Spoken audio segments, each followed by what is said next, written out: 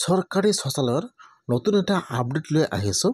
সেইটো আপডেট হ'ল আপোনালোকে যদি চৰকাৰী শৌচালয়ৰ কাৰণে অনলাইনত এপ্লিকেশ্যন কৰিছে আৰু আপোনালোকে এতিয়াও টয়লেটৰ পইচাটো লাভ কৰা নাই, এতিয়া কিন্তু এটা নতুন আপডেট আহি গ'ল।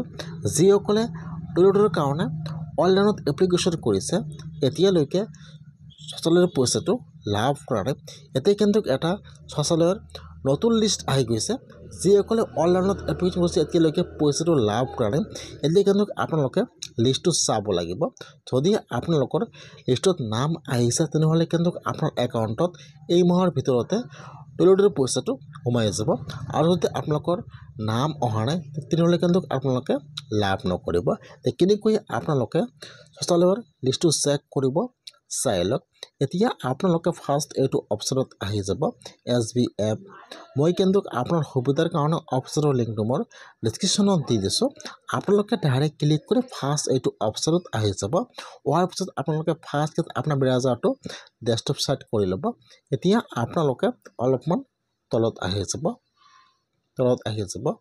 ইয়াত চাব, ইয়াত যিটো 1 নম্বৰত লিংক আহি যাব নো ইয়ৰ স্বচ্ছ ভাৰত ডাটা MIS। এতিয়া আপোনালোকে সেইটো অপশ্যনৰ ওপৰত ক্লিক কৰিব। ইয়াত চাব 1 নম্বৰ যিটো আপোনালোকে সেইটো অপশ্যনৰ ওপৰত ক্লিক কৰিব। এতিয়া আপোনাৰ ওচৰত এইটো পেজ অপেন হৈ যাব এনেকুৱাকৈ। এতিয়া আপোনালোকে ইয়াত চাব, ইয়াত বহুতো অপশ্যন দিয়া আছে, আপোনালোকে ইয়াত ক্লিক কৰিব নালাগে। এইফালে চাব 3 ডট দিয়া আছে, এতিয়া আপোনালোকে 3 ডটৰ ওপৰত ক্লিক কৰিব। এতিয়া এইটো পেজ অপেন হৈ যাব। এতিয়া আপোনালোকে ডাছবৰ্ডৰ ওপৰত ক্লিক কৰিব। যেতিয়া আপোনালোকে ডাছবৰ্ডত ক্লিক কৰিব এতিয়া আপোনাৰ ওচৰত এইটো পেজ অপেন হৈ যাব এনেকুৱাকৈ। এতিয়া আপোনালোকে অলপমান তলত আহি যাব, ইয়াত চাব দিয়া আছে ভিলেজ প্ৰগ্ৰেছ ৰিপৰ্ট। এতিয়া আপোনালোকে সেইটো অপশ্যনৰ ওপৰত ক্লিক কৰিব। এতিয়া এইটো পেজ অপেন হৈ যাব। এতিয়া আপোনালোকে ইয়াত চাব চিলেক্ট, আপোনালোকে ফাৰ্ষ্ট চিলেক্টত ক্লিক। এতিয়া ফাৰ্ষ্ট আপোনালোকে ইয়াত আপোনাৰ ষ্টেটৰ নাম চিলেক্ট কৰি লৈ ল'ব আসাম। তাৰপিছত আপোনাৰ ডিষ্ট্ৰিক্টৰ নাম চিলেক্ট কৰি লৈ ল'ব। তাৰপিছত ইয়াত আপোনাৰ ব্লকৰ নাম আহি যাব। আপোনালোকে চিলেক্টত ক্লিক কৰি ইয়াত আপোনাৰ ব্লকৰ নামটো চিলেক্ট কৰি লৈ ল'ব। তাৰপিছত ইয়াত আহি যাব পঞ্চায়ত নাম, ইয়াত আপোনাৰ পঞ্চায়ত নামটো চিলেক্ট কৰি লৈ ল'ব।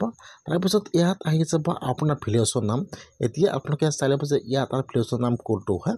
ইয়াত যিটো আপোনাৰ ভিলেজৰ নাম হয় ইয়াত চিলেক্ট কৰি লৈ ল'ব। এতিয়া আপোনালোকে ইয়াত সকলো চিলেক্ট কৰি লৈ ল'ব। তাৰপিছত ইয়াত চাব যে ছাবমিট। এতিয়া আপোনালোকে ছাবমিটৰ ওপৰত ক্লিক কৰিব। যেতিয়া আপোনালোকে ছাবমিটত ক্লিক কৰিব এতিয়া কিন্তু আপোনাৰ ওচৰত এইটো পেজ অপেন হৈ যাব এনেকুৱাকৈ। এতিয়া আপোনালোকে অলপমান তলত আহি যাব, ইয়াত চাব দিয়া আছে যিটো ইয়াত মাজত আপোনালোক দিয়া আছে ISL পইচাটো, ইয়াত নম্বৰ দিয়া আছে, আপোনাৰ নম্বৰটো বেলেগ থাকিব। এতিয়া আপোনালোকে সেইটো নম্বৰৰ ওপৰত ক্লিক কৰিব যে আপোনাৰ পঞ্চায়তত ইমানটা মানুহৰ নাম ভেৰিফাই হ'ল বা ইমানটা মানুহে এইবাৰ শৌচালয়ৰ পইচাটো লাভ কৰিব। যেতিয়া আপোনালোকে এইটো নম্বৰৰ ওপৰত ক্লিক কৰিব এতিয়া আপোনাৰ ওচৰত ফাৰ্ষ্ট আহি যাব ভিলেজ নাম, তাৰপিছত ইয়াত আপোনাৰ নাম আহিব আৰু ইয়াত আপোনাৰ গাৰ্জিয়ান নাম আহি যাব। এতিয়া আপোনালোকে এইটো লিষ্টৰ পৰা চাই ল'ব যে আপোনালোকৰ লিষ্টত নামটো আহিছে নে অহা নাই। যদি আপোনাৰ নামটো লিষ্টত আহিছে তেনেহ'লে কিন্তু আপোনালোকে শৌচালয়ৰ পইচাটো লাভ কৰিব। আৰু যদি আপোনালোকৰ নাম লিষ্টত অহা নাই তেনেহ'লে আপোনালোকে শৌচালয়ৰ পইচাটো লাভ নকৰিব। সেইকাৰণে আপোনালোকে এনেকুৱাকৈ শৌচালয়ৰ নতুন লিষ্টটো চাই লওক যে আপোনালোকৰ লিষ্টত নামটো আহিছে নে অহা নাই, এনেকুৱাকৈ চেক কৰক। আজিৰ ভিডিঅ' ইমানেই আছে। যদি আপোনালোকে এতিয়াও শৌচালয়ৰ পইচাটো লাভ কৰা নাই তেনেহ'লে আপোনালোকে আজিয়ে নতুন লিষ্টটো এনেকুৱাকৈ চেক কৰক নিজৰ মোবাইলৰ পৰা।